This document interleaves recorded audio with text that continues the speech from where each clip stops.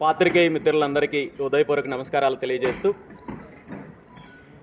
బీసీలకు సంబంధించిన 5 ప్రధాన అంశాల సాధనే 5 ప్రధాన డిమాండ్ల సాధనే లక్ష్యంగా ఈ నెల 22వ తేదీన అంటే వచ్చే ఆదివారము మధ్యాహ్నము 2 గంటల నుండి 5 గంటల వరకు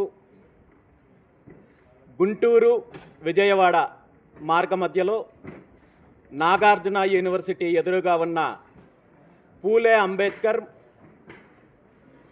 మండల్ కర్పూరి ప్రాంగణంలో భారీ బహిరంగ సభ బీసీవై పార్టీ ఆధ్వర్యంలో నిర్వహిస్తున్నాము.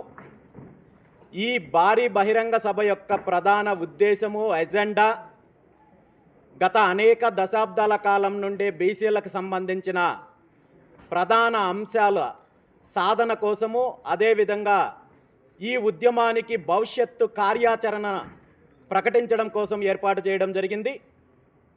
ఈ 5 ప్రధాన డిమాండ్లు తీసుకుంటే ముఖ్యంగా బీసీలకు సంబంధించిన రక్షణ చట్టాన్ని వెంటనే అమలు చేయాలని, అదేవిధంగా ఆంధ్రప్రదేశ్ రాష్ట్ర రాజధాని నిర్మాణంలో బీసీల యొక్క భాగస్వామ్యము, అదేవిధంగా కనీసము రాజధాని ప్రాంతంలో బీసీల అభివృద్ధి కోసము, బీసీల యొక్క ఏదైతే భవనాల నిర్మాణం కోసము, బీసీ పెట్టుబడిదారులు పారిశ్రామికవేత్తలకు అభివృద్ధిలో భాగస్వామ్యం కోసం కనీసము 1000 ఎకరాల కేటాయింపు చేయాలి అనే డిమాండ్తో పాటు అనేక దశాబ్దాల కాలం నుండి పెండింగ్లో ఉన్న విద్యా, ఉద్యోగ, స్థానిక సంస్థల ఎన్నికల్లో బీసీలకు 44% రిజర్వేషన్లు కల్పించాలి.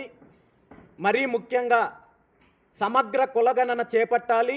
సమగ్ర కులగణన చేపట్టి బీసీలకు 44% రిజర్వేషన్లు అమలు చేసిన తర్వాతే వచ్చే స్థానిక సంస్థలు వెళ్ళాలి అనే డిమాండ్తో పాటు బీసీ కార్పొరేషన్లకు సంబంధించి ఖచ్చితంగా నిధులు కేటాయించి ఈ బీసీ కార్పొరేషన్లు బీసీల సామాజిక వర్గాలకు సంబంధించిన అభివృద్ధి చెయ్యాలి అనే ఈ 5 ప్రధాన డిమాండ్లతో బహిరంగ సభ నిర్వహించబోతున్నాము. దీనికి సంబంధించి గత 2025 సంవత్సరం డిసెంబర్ 11వ తేదీన విజయవాడలో 2 తెలుగు రాష్ట్రాల్లో ఉన్న బీసీ పెద్దలతో కలిసి బీసీ మహాసదస్సు పేరుతో చర్చించి ఈ నిర్ణయం తీసుకోవడం జరిగింది. సమస్యల పైన కానీ, రిజర్వేషన్ల అంశం పైన కానీ, రక్షణ చట్టం గురించి కానీ, అదేవిధంగా రాజధానిలో బీసీలకు సంబంధించిన వాటా గురించి కానీ ఎక్కడా స్పందించిన ప్రభుత్వము అనేక రకాలుగా ఈ ఉద్యమాన్ని, ముఖ్యంగా ఈ బహిరంగ సభను అడ్డుకోవాలి, నిర్వీర్యం చేయాలి అనే దానిపైన అనేక కుట్రలు చేశారు.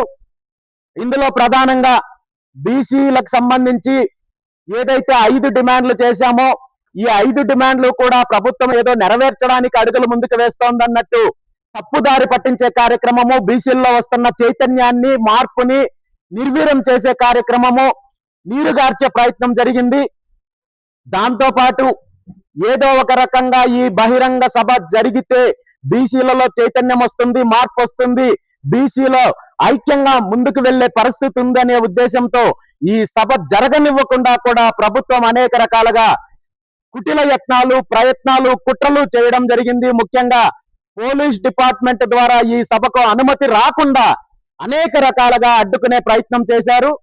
గత 4వ తేదీన మేము పోలీస్ డిపార్ట్మెంట్ కి దరఖాస్తు చేసుకున్నప్పటికీ కూడా సభకు అనుమతి ఇస్తున్నారో లేదో అని తెలియజేయడానికి కూడా ఆలస్యం చేస్తూ ఎటువంటి సమాధానం ఇవ్వకుండా ఇబ్బందులు పెట్టే కార్యక్రమం చేస్తే గౌరవ హైకోర్టు వారిని సంప్రదించి దీని మీద ఈ సభ యొక్క ప్రధాన ఉద్దేశాలు తెలియజేస్తే గౌరవ హైకోర్టు వారు ఈ బహిరంగ సభ ఏర్పాటు చేయడానికి, అదేవిధంగా బహిరంగ సభ నిర్వహించడానికి కావలసిన అనుమతులు నిన్న మంజూరు చేయడం జరిగింది. దీనికి సంబంధించిన ఆదేశాలు స్పష్టంగా ఇవ్వడం జరిగింది. ఈరోజు రాష్ట్రంలో ఉన్న 50% పైగా జనాభా ఉన్న సుమారు 3 కోట్ల మందికి పైగా ఉన్న జనాభాకు సంబంధించిన ప్రధాన డిమాండ్లు నెరవేర్చుకోవడానికి, శాంతియుతంగా చేస్తున్న పోరాటానికి, బహిరంగ సభకి అడ్డు చెప్తూ అదేవిధంగా అడ్డుకునే కుట్ర చేస్తున్న ప్రభుత్వానికి ఇది నిజంగా చంపదెబ్బ లాంటిది.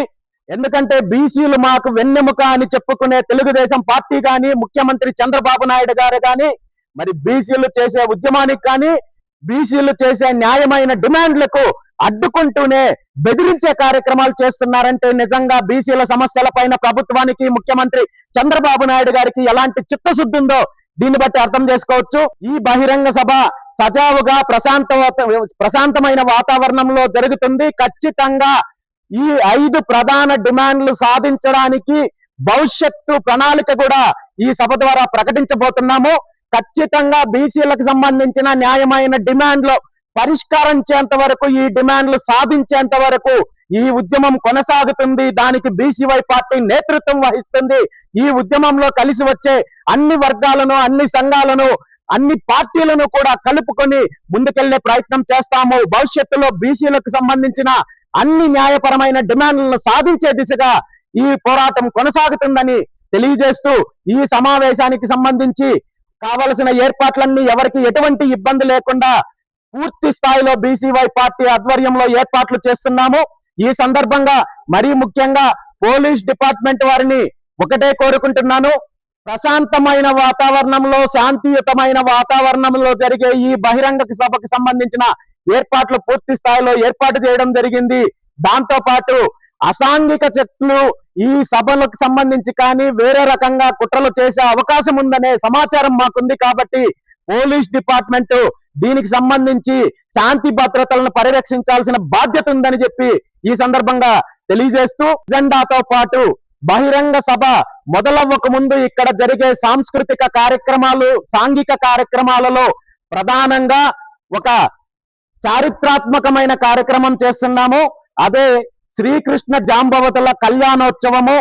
గతంలో ద్వాపర యుగంలో శ్రీకృష్ణ పరమాత్ముడు కేవలము తను ఒక భగవంతుడిలాగా మాత్రమే కాకుండా తను భవిష్యత్తు తరాలకు భగవద్గీతను అందించడమే కాకుండా కులాల వారీగా, వృత్తుల వారీగా ఉన్న కులాలను ఏకం చేయడానికి ఆనాడు జాంబవతీ దేవిని కులాంతర వివాహం చేసుకొని భవిష్యత్తు తరాలకు ఒక మంచి సందేశాన్ని ఇచ్చారు.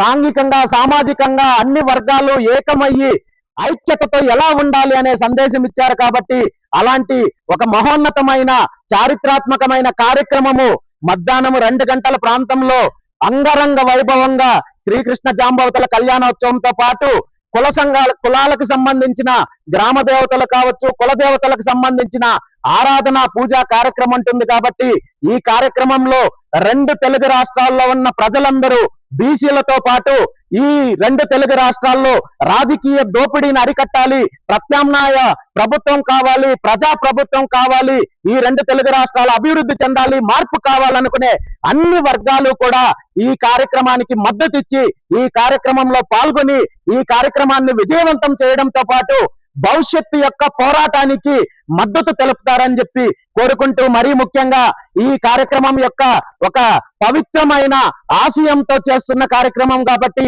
దీనికి మీడియా వారందరూ కూడా సహకరిస్తారని చెప్పి తెలియజేస్తూ, ఈ అవకాశం నాకు కల్పించిన ప్రతి ఒక్కరికి కూడా ధన్యవాదాలు తెలియజేస్తూ సెలవు తీసుకుంటున్నాను. Thank you very much.